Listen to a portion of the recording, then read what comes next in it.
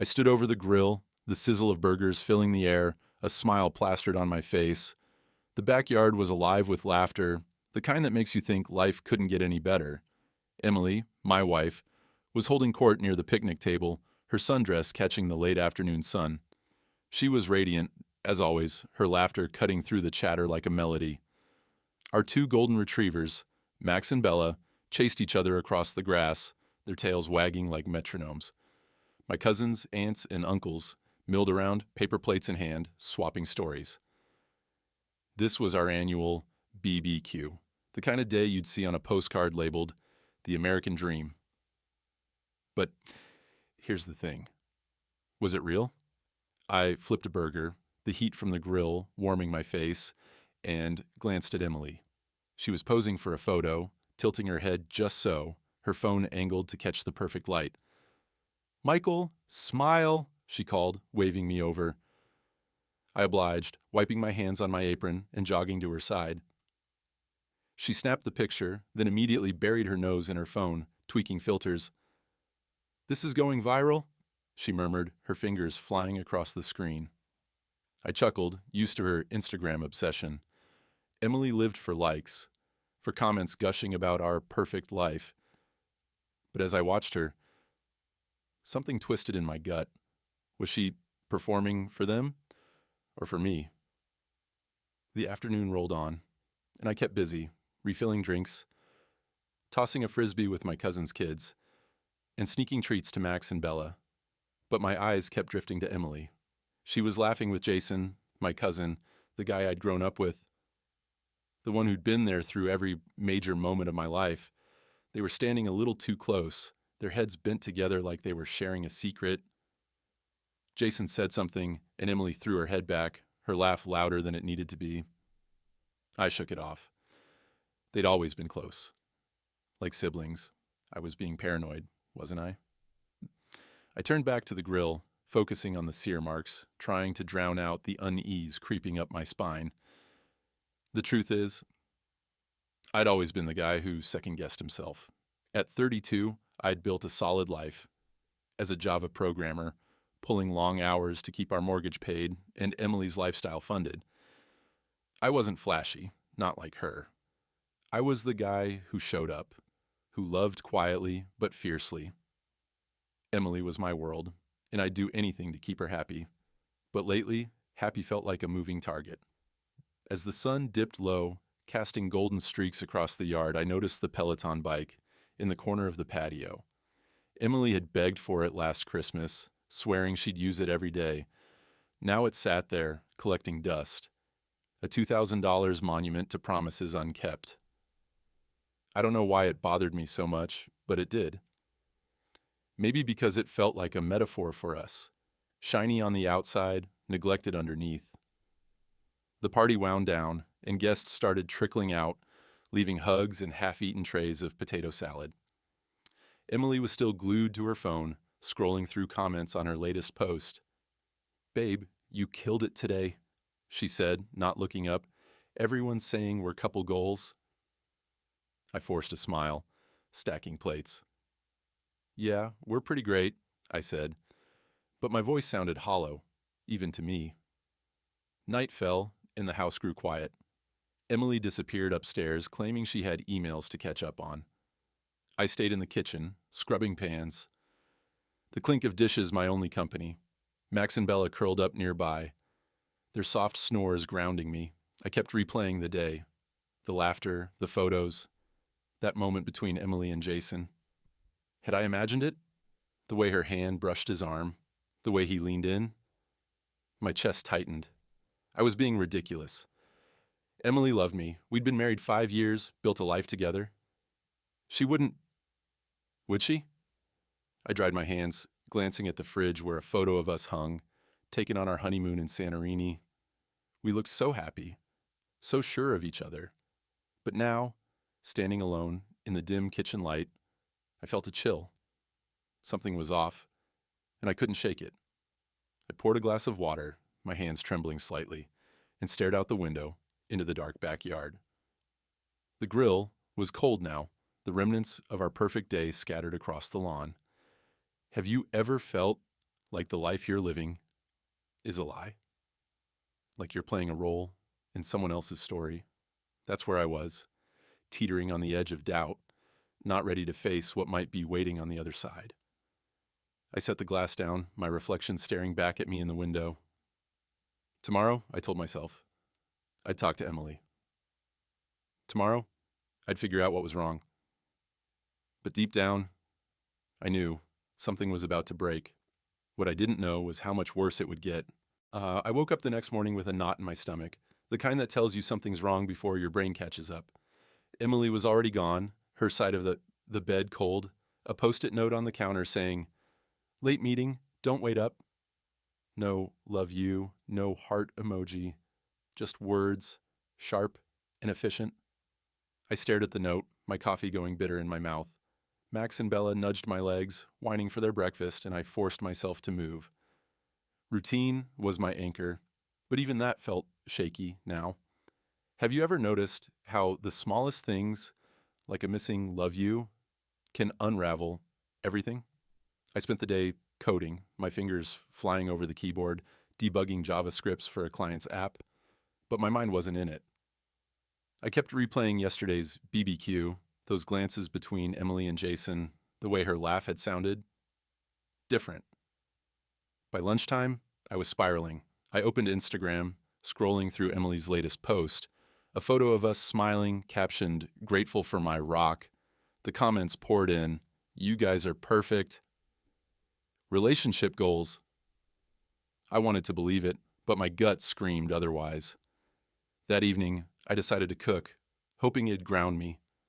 I made Emily's favorite, pasta with homemade marinara, the kind that takes hours to simmer. I chopped garlic, stirred the sauce, and set the table with candles, like we used to do early in our marriage. Max and Bella sprawled on the kitchen floor, their soft snores keeping me company, but when Emily walked in at 9 p.m., the air shifted. She smelled different. Not her usual floral perfume, but something musky, expensive. "Smells good," she said, barely glancing at the table. She grabbed a plate, ate standing up, and scrolled through her phone. "Work's insane," she muttered, not meeting my eyes. I watched her, my fork frozen midair. "You okay?" I asked, my voice tighter than I meant it to be. She nodded, too quick. "Just tired, Michael." She posted a photo of the pasta, #date night, she tagged it, then headed upstairs. I sat there, the candles flickering, the pasta cold. The caption stung. Date night? This wasn't a date. This was me trying to hold on to something she was letting slip away. The next few days were a blur of the same. Emily leaving early, coming home late, her excuses piling up like laundry. Client dinner. Team drinks. I wanted to trust her, but doubt was a weed, spreading fast. Then, one night, I found it. I was paying bills, sifting through a stack of mail, when a receipt slipped out.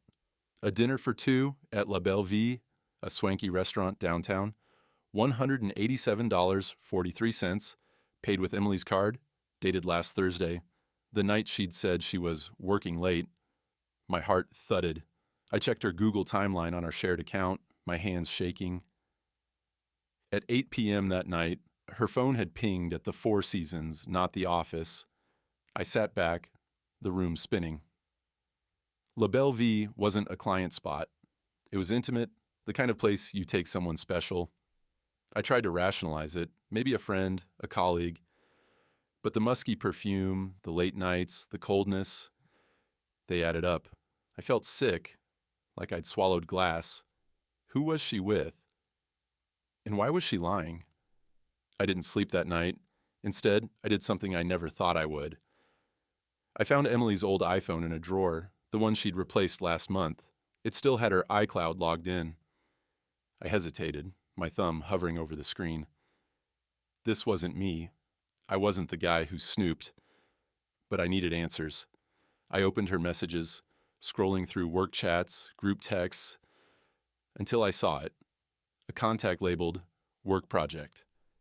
The latest message, sent 2 days ago, read, "Miss you, baby?" My breath caught. I scrolled up, my eyes burning. Can't wait to see you. Last night was amazing. Each word was a punch, knocking the air out of me. I dropped the phone, my hands trembling. Max nudged my knee, whining, but I barely noticed. Emily was cheating. My wife, the woman I'd built my life around, was lying to me. And work project? It had to be a cover. But who? My mind flashed to Jason, his smirk at the BBQ, the way he'd leaned into her. Was it him? My cousin? My family? The betrayal cut deeper, a blade twisting in my chest. I paced the living room, Bella trailing me, her eyes worried. I wanted to scream, to throw something, but I didn't. I sat down, staring at the wedding photo on the mantel. Emily in her white dress, me grinning like I'd won the lottery. Had it all been a lie? I thought of every moment I'd doubted myself, every time I'd blamed my own paranoia. No more. I was done being the fool. By morning, I'd made up my mind. I called a locksmith, had the deadbolt changed while Emily was at work. I packed a bag of her clothes, left it by the door. Then I sent her a text. We're done. Your stuff's outside. My finger hovered over the send button, my heart pounding. This was it. No going back. I hit send, and the silence that followed was deafening. I sat on the couch, Max and Bella curled up beside me, and waited. Hours passed. My phone stayed quiet. Then, just after midnight, the doorbell rang. I checked the security camera. Emily, her face streaked with tears, banging on the door. "Michael, please, let me in," she sobbed. I stared at the screen, my jaw tight. She looked desperate, but I'd seen her play the victim before, on Instagram, in arguments, always spinning the story. What would you do if the person you loved most was lying to your face? I stood there, the doorbell echoing, Emily's voice cracking through the night. Part of me wanted to open the door, to hear her out, to believe there was an explanation. But the receipt, the messages, the hotel, they were louder than her tears. I turned away from the camera, my chest heavy, and sank back onto the couch. This wasn't the end. It was just the beginning of the storm. Emily's sobs echoed through the security camera, each cry a dagger to my heart. I sat on the couch, Max and Bella pressed against me, their warmth the only thing keeping me grounded. The doorbell kept ringing, her voice pleading, "Michael, I can explain." But I didn't move. The receipt from La Belle Vie, the Google timeline pinging at the Four Seasons, the "miss you baby" texts, they were louder than her tears. I turned off the camera feed, the screen going black, and leaned back, my chest tight. Have you ever had to shut out someone you loved, knowing it might break you both? The next morning, I was a wreck. I hadn't slept, my eyes burning from staring at the ceiling, replaying every moment of our marriage. Was there a sign I'd missed? A moment where I could have stopped this? I fed Max and Bella, their eager tail wags pulling me out of my head. Then my phone buzzed. Not Emily, but Sarah Mitchell, Emily's best friend. "Can we talk? It's important," her text read. My stomach twisted. Sarah had always been kind, the one person in Emily's circle who felt real. But why now? I met Sarah at a coffee shop downtown, a quiet place with mismatched chairs and the smell of roasted beans. She was already there, her dark hair pulled back, her eyes nervous. "Michael," she said, her voice soft. "I'm so sorry." Before I could ask what she meant, she leaned across the table, her hand brushing mine. "Emily's not who you think she is. She's been lying to you for months." My pulse raced. I wanted to ask a million questions, but then Sarah did something I didn't expect. She leaned in and kissed me. It was quick, warm, and completely disorienting. I pulled back, my face hot. "Sarah, what?" "I've wanted to do that for years," she said, her cheeks flushed. "But I couldn't. Not while you were with her. She doesn't deserve you, Michael." My mind reeled. Sarah had feelings for me? Since when? And what did she mean about Emily? Before I could process, she slid her phone across the table, showing me a screenshot of a text from Emily to her. "Don't tell Michael about Jason. He'd never understand." My blood ran cold. Jason, my cousin, the guy I'd trusted like a brother.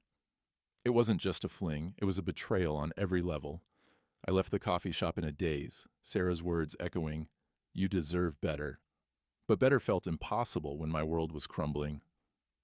I drove home, my hands gripping the wheel, and noticed something off. My family was acting strange. My mom, usually blowing up my phone with recipes or dog memes, hadn't texted in days. My sister dodged my calls, leaving vague voicemails about being busy. Even my uncle, Jason's dad, sent a curt, "Let's talk later." It was like they all knew something I didn't. Were they covering for Jason, for Emily? The thought made my stomach churn. That night, my phone lit up with an email from Emily. The subject line: "Please read this." I hesitated, my finger hovering over the delete button. Part of me wanted to burn every trace of her, but curiosity won. I opened it. "Michael, I'm sorry," it began. "I never meant to hurt you. Can we talk? There's so much you don't know." It was vague, manipulative, the kind of thing she'd post on Instagram for sympathy.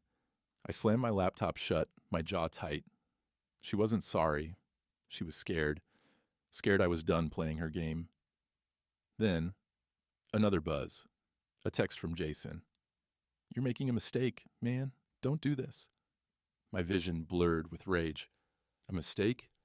He was sleeping with my wife, and I was the one making a mistake? The audacity hit me like a freight train. I wanted to drive to his place, to scream, to throw punches. But I didn't win. I blocked his number, my hands shaking, and called the one person I knew I could trust, Frank, my lawyer. Frank met me the next day at his office. A cramped room stacked with legal books and coffee mugs. He was a no-nonsense guy, the kind who'd seen every kind of betrayal. "Michael," he said, leaning back in his chair, "this is going to get ugly. Emily's not just cheating, she's strategic. She's been moving money, covering tracks. And Jason, he's in deep." My mouth went dry. Moving money? I thought of our joint account, the $15,000 that had disappeared last month, which Emily had blamed on a bank error. Frank slid a file across the desk, bank statements, hotel receipts, even an email from Emily to Jason planning a weekend getaway. "Get ready for court," Frank said. "She'll fight dirty." I left Frank's office with a fire in my chest. Not anger anymore, but resolve. Emily and Jason thought they could play me, but they'd underestimated me.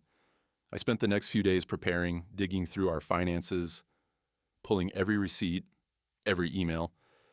I found a charge for $2,847 at the Four Seasons, the same night her Google timeline had pinged there. I found a Venmo payment to Jason, labeled drinks, for $200. Each discovery was a brick, building a wall between the man I'd been and the man I needed to be. The night before the court date, I sat on the floor with Max and Bella, flipping through an old photo album, pictures of Emily and me at our wedding, on vacations, with the dogs. I waited for the pain to hit, but it didn't. Instead, I felt strong. I'd loved her with everything I had, but she'd thrown it away. And Jason? He'd betrayed blood. I closed the album, my jaw set. Tomorrow, I'd face them. Tomorrow, I'd take back my life. Guess what happens when you walk into a courtroom with nothing left to lose? I stood outside the courthouse, the morning sun glinting off the glass doors. My suit felt stiff, but my resolve was iron. Frank was beside me, his briefcase packed with evidence. Sarah had texted me that morning. "You've got this."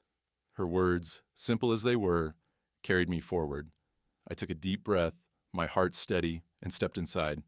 The truth was waiting, and I was ready to face it. But what I didn't know was how much darker it would get. I stepped into the courtroom, the air thick with the smell of polished wood and stale coffee. My heart pounded, but my steps were steady. Frank, my lawyer, walked beside me, his briefcase stuffed with the evidence we'd spent days compiling. Bank statements, hotel receipts, emails that burned holes in my chest every time I read them. The room was quiet, save for the soft shuffle of papers and the occasional cough. I scanned the benches. Emily sat on the other side, her face pale, her eyes fixed on the floor. Next to her was Jason, his jaw tight, his hands clasped like he was praying. Seeing them together, so brazen, hit me like a slap. Have you ever faced the people who broke you and realized they're not sorry, just scared? I took my seat, my suit itching against my skin. Frank leaned in, his voice low. Stay calm, Michael. We've got this. I nodded, but my eyes kept drifting to Emily. She looked smaller than I remembered, her perfect Instagram glow replaced by dark circles and a nervous twitch. Jason, though, had that same smug glint I'd seen at the BBQ, like he thought he could charm his way out of this. I clenched my fists under the table, forcing myself to breathe. This wasn't about them anymore. This was about me taking back my life. The judge, a stern woman with gray hair pulled into a tight bun, called the session to order. Her voice was sharp, cutting through the tension like a knife. Emily's lawyer went first, spinning a story about marital strain and misunderstandings. He painted her as a victim, overworked, underappreciated, driven to seek comfort because I was distant. I almost laughed. Distant? I'd cooked her favorite meals, planned date nights, poured my soul into keeping us together. But Emily played along, dabbing her eyes with a tissue, her sobs loud enough for the whole room to hear. It was a performance, and I'd seen it before. On her Instagram stories, in our arguments, always twisting the narrative to make her the hero. Then it was Frank's turn. He stood, his voice steady, and laid out the truth like a surgeon exposing a wound. Your Honor, he began, this isn't about marital strain. This is about deliberate betrayal. He held up a stack of papers, each one a piece of my broken trust. Here's a receipt for $2,847 from the Four Seasons, charged to Mrs. Carter's card on a night she claimed to be working late. He clicked through a presentation on a courtroom screen showing Emily's Google timeline pinging at the hotel, not her office. And here, he continued, is an email from Mrs. Carter to Mr. Jason Reed, planning a weekend getaway while Mr. Carter was out of town for work. The room went still. Emily's sobs stopped, her face frozen. Jason shifted in his seat, his smugness fading. I stared straight ahead, my chest tight, as Frank kept going. We have Venmo payments from Mrs. Carter to Mr. Reed, totaling $1,200 over 3 months, labeled as drinks or lunch. And then there's this. He held up a printout of the text messages from Emily's old iPhone, the ones labeled Work Project. Miss you, baby, he read aloud. Last night was amazing. The words hung in the air, heavy, undeniable. I felt the eyes of the courtroom on me, pity and shock mingling in their glances. But I didn't flinch. I'd carried that pain for weeks. Now it was their turn to feel it. Emily's lawyer tried to object, stammering about context and privacy, but the judge shut him down with a single raised hand. Continue, Mr. Lawson, she said to Frank. He did, presenting a bank statement showing the $15,000 Emily had siphoned from our joint account, claiming it was a bank error. Each piece of evidence was a brick, building a wall around Emily and Jason, trapping them in their lies. I glanced at them, expecting shame, but what I saw was worse. Defiance. Emily whispered something to Jason, and he nodded, their hands brushing under the table. They weren't just unapologetic. They were flaunting it. The judge called a recess, and I stepped outside for air, my head spinning. Frank clapped my shoulder. They're done, Michael. The evidence is airtight. But it didn't feel like a victory. Not yet. I thought of Sarah's text that morning. You're stronger than you know. And clung to it like a lifeline. I wasn't just fighting for justice. I was fighting for myself, for the man I'd been before Emily's lies chipped away at me. Back in the courtroom, Emily took the stand. Her voice trembled as she spun a new story, claiming Jason was just a friend who'd helped her through tough times. She looked at me, her eyes wide, pleading. Michael, I love you. I never meant to hurt you. I stared back, unmoved. Her tears didn't reach me anymore. Jason went next, his voice smooth, apologetic. "I messed up, man," he said, looking at me. "But we're family. Let's fix this." I wanted to laugh. Fix this? He'd slept with my wife, lied to my face, betrayed our blood. There was no fixing that. Frank cross-examined them, tearing their stories apart. He pressed Emily on the hotel receipts, the emails, the money. She stammered, her lies unraveling. Jason fared no better, his charm useless against Frank's relentless questions. By the time they stepped down, the courtroom was buzzing, the truth laid bare. I felt a strange calm settle over me, like a storm had passed and I was still standing. The judge delivered her ruling with the same sharp precision she'd started with. "Based on the evidence," she said, "the prenuptial agreement will be upheld. Mr. Carter retains full ownership of the marital home and assets as outlined." She went on, detailing Emily's financial penalties for breaching the agreement, but I barely heard her. The words, "Mr. Carter retains," echoed in my head. I'd won, not just the house, the money, but my dignity, my truth. Emily's face crumpled, her sobs real this time. Jason reached for her hand, but she pulled away, her eyes darting around the room like a trapped animal. I stood, my legs steady, and walked out of the courtroom without looking back. Frank followed, a rare smile on his face. "You did it, kid," he said. I nodded, the weight of the past months lifting just a little. Outside, the sun was high, the air crisp. I pulled out my phone and saw a text from Sarah. "How'd it go?" I smiled, typing back, "It's over." But as I slipped my phone into my pocket, I knew it wasn't really over. Not yet. There was still my family to face, still the pieces of my life to rebuild. But for the first time in months, I felt like I could do it. Justice was served, but the story wasn't done. What comes next when you've won the battle, but still have a war to fight? The courtroom victory should have felt like the end, but it didn't. Walking out into the sun, I carried a weight that wasn't about Emily or Jason anymore.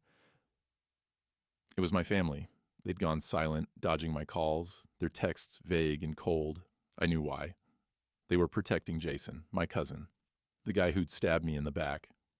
I drove to my parents' house that evening, my hands tight on the wheel, Max and Bella's soft snores from the back seat keeping me steady. Have you ever had to confront the people you love most, knowing they chose someone else over you? I walked into their living room, the familiar smell of Mom's lavender candles doing nothing to ease the tension. My parents sat on the couch, my sister in the armchair, their faces stiff. "Michael," my mom started, her voice shaky. "We didn't know how to tell you." I cut her off, my voice sharper than I meant. "You knew about Jason and Emily, didn't you?" Silence.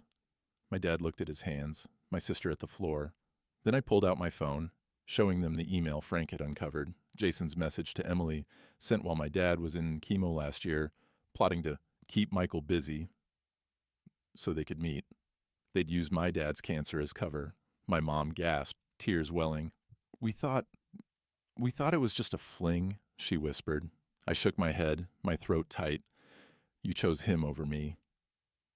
I left, their apologies fading behind me. I moved into a new apartment the next week, a small place with big windows and room for Max and Bella to sprawl. Sarah helped me unpack, her laugh filling the empty space. We'd started talking more, our coffee meetups turning into late-night chats, then dates. She was different from Emily, honest, warm, no filters or facades.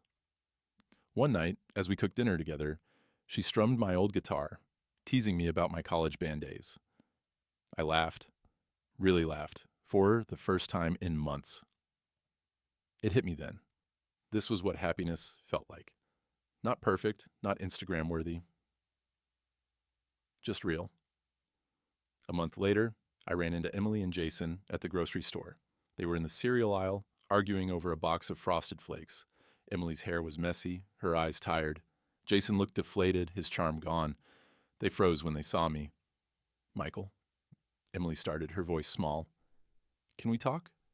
I shook my head, grabbing my coffee beans. "We're done," I said, my voice calm. Final.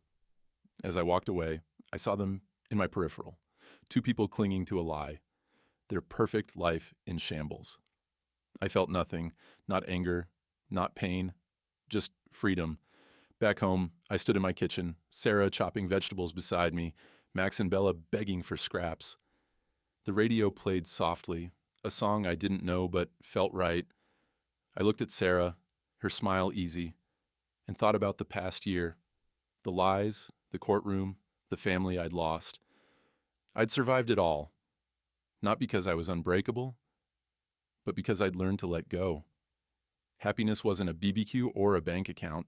It was this: burnt toast, dog fur on the couch, someone who saw me for me. What's real happiness to you? For me, it's knowing I'm enough, just as I am. And as I handed Sarah a glass of wine, Max nudging my knee, I knew I'd found it.